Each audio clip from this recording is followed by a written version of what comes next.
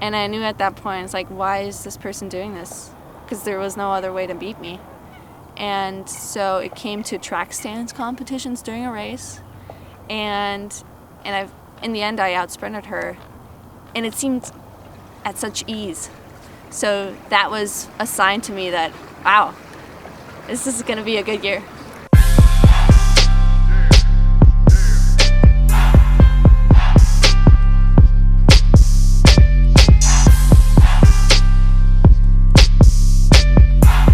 What's your name? Hanna Muegge. What category are you? I'm a Cat 1.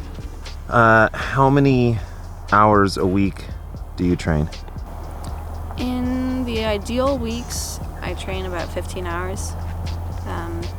Towards the end of the season, when you're really busy just racing most of the weekends and doing a lot of traveling, it's been down to between 10 and 13. What is the biggest change in your training program from on-season to off-season? Volume. Huge volume in the off-season. So once I actually start training during the off-season, training for the next year, we've done a lot of polarized training, so trying to do a ton of volume and doing them. Those rides are much more easygoing, easy pace. So probably for those people who go by zones, it's by zone 1, 2, 3, more endurance pace. And then one day during the week, so which was, for me, it was Wednesdays, do interval training. So we'd have one hard day. What is your favorite interval workout? 4 by 8 minutes on the time trial bike, in the garage, on a trainer, and just trying to hold FTP for those 8 minutes. What's like your overall structure for your on-season program? I try to get 15 hours of training in during the week. Since I work an 8 to 5 job, I either put in time before work or after work, or sometimes even both times. And I actually really enjoy waking up early, going to do a workout, and then going to work, and you've already done an hour of, either on the trainer or outside. But typically Mondays are my rest days, and then Tuesday is more of an endurance pace, an hour and a half to 2 hour ride. Wednesdays do some kind of intervals. I really enjoy riding in Fort Ord because there's no traffic in there. And so one of my favorite hills recently has become, I think the locals call it the Wall, and really it's just a steady climb. It's on the opposite side of Barlow Canyon Road, and I just mark a stop sign. Well, it's actually not a stop sign. It's, what is it? It's a sign up at the very top, and I go from the bottom, there's a sign as well, from the bottom to the top sign, and just try and go as hard as I can and do that 6 times. That's my goal. What is the most prestigious race that you've ever won? I'd say winning the road race and the Chico Stage Race was definitely a highlight this year and probably my career. Besides that, even not winning, taking second last year in the San Rafael Twilight Criterium was awesome. It was my first experience of a big race, lots of people watching, and that was really, really fun. You can't really be a high-level athlete, or you can't win on a vegetarian diet. I think they don't really know what they're talking about. I've been a vegetarian most of my life, and I think I've competed at every highest level in all the sports that I've done. I played Division I basketball for 4 years. I was the starting point guard at Bradley University. Played for the German national team for 2 years. And I'm racing at the top level now as a cyclist, and I'm a vegetarian, if not, you could call me a vegan, because I'm primarily, it's a vegan-based diet. Have you heard of the term getting chicked? Yes. What do you think? I think it's awesome. I try to do it all the time. It's like the goal of every group ride. Yeah, beat as many guys as possible. Have you had any sort of negative encounters or negative interactions with guys who maybe have too much ego and... For sure. I think last year, one way for me to train racing with a lot of people was by jumping into the men's races. And for the longest times, USA Cycling allowed non-masters to go up 10 years and to race with masters fields. And So I think a few years ago they added masters in the rule book. So it says something like women are allowed to race 10 years up and join men's fields. There were a few of us NorCal women who would jump into the masters fields even though they weren't masters themselves and race. And so I had the pleasure of beating someone in one of the red kites, and they complained and made it very clear that the USA Cycling rules did say that you had to be a masters woman to race in their field. So people have egos even when they're sprinting for 22nd place. Yeah, it matters.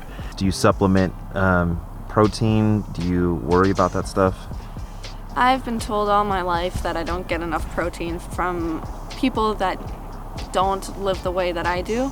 So no, I don't worry about protein, and I've heard it so many times that, hey, you don't get enough protein, but really I've been doing fine. So I don't take any supplements when it comes to protein. How obsessed over power meters and power data do you get? I think for me it's really important for preseason training, but also during the season, just when you're doing your interval, just to know. It's all about knowing yourself. And for me, over the course of my time, basically as soon as I really got competitive in cycling, I got a power meter. So I know from the very start of when I started competing to now that I really know something about myself and how hard I can go. I know what those numbers should be or are. So it's very nice to just have a goal and to know when you're going easy, to really keep yourself from going too hard. How does NCNCA stack up to the other divisions you've raced in the world? I think it's one of the most competitive areas to race in. A, we have the numbers, but B, we have so many races to choose from, and the competition is high and it attracts anybody from anywhere in the world. I've raced against, even in our local series, I've had the opportunity to race against Olympians, world champions on a regular basis. And it's all across the field. It doesn't even have to be just road. It's in cyclocross, it's in track, it's in mountain biking. You have world-class athletes here. Is there any dish or meal that is not vegan that you crave? I love pastries, so I have the hardest time baking totally plant-based, because it's a lot of good recipes just have eggs in them or milk in them or butter. So oftentimes when you want that perfect consistency and you really just need to spend more time experimenting in the kitchen, sometimes when I don't have time, I just say, okay, whatever, I'll just get butter or I'll just throw an egg in there just to make the perfect dish. So for baking, that is. How often do you do really big rides, like 4-hour plus rides? I try to get a long ride in every weekend. So this is when we're off season. For the off season, I try to do it every weekend. So Saturday, Sunday, even 5-hour, 6-hour ride, something like that. We have a few really good training rides. We have our Saturday morning ride, which is probably 2.5 hours, but oftentimes people add on miles afterwards.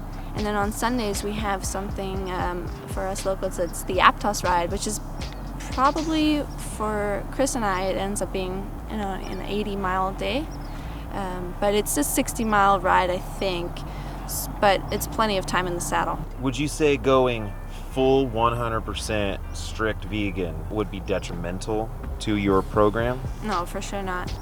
It would just take a little more planning, I think, because I'm a little time pressed during the week. So during the week, I'm definitely, you can call me a vegan. On the weekends, though, when you're going on rides that are out of town, for instance, and you end up stopping at a coffee shop and you don't have anything else to eat besides what's offered at the coffee shop, I think it's really hard to be a strict vegan if you haven't planned and brought enough food for that ride. So I think if I were to just spend maybe another hour or so, maybe preparing my own food, I'd be fine. I don't think there would be any negative impact to me being a full-time vegan. Walk me through like maybe a typical day of food during like a on training week. So I vary what I eat in the mornings depending on if I have a workout in the morning or a race. I typically don't eat breakfast, actually. I love waking up to coffee. I drink coffee, and then I tend to wait until noon for my first big meal. So if I race, I change that up. I try to eat an hour before the race, if not even prior to that, maybe an hour and a half before the race starts. Love oatmeal, so I have oatmeal before. And then during the race, I try to eat every 30 minutes. Now, if it's a crit, I don't eat anything. But if it's a road race, every 30 minutes I try to eat something. And then once the race has finished, try to get some kind of nutrition into my system as soon as the race is done. And typically I love salads, so lots of salads and pasta. Go-to meal after a really hard road race? I love salads and adding some chicken, so fake chicken, or Trader Joe's makes this awesome Italian sausage, which is soy based. So adding that and avocados, so the typical salad ingredients.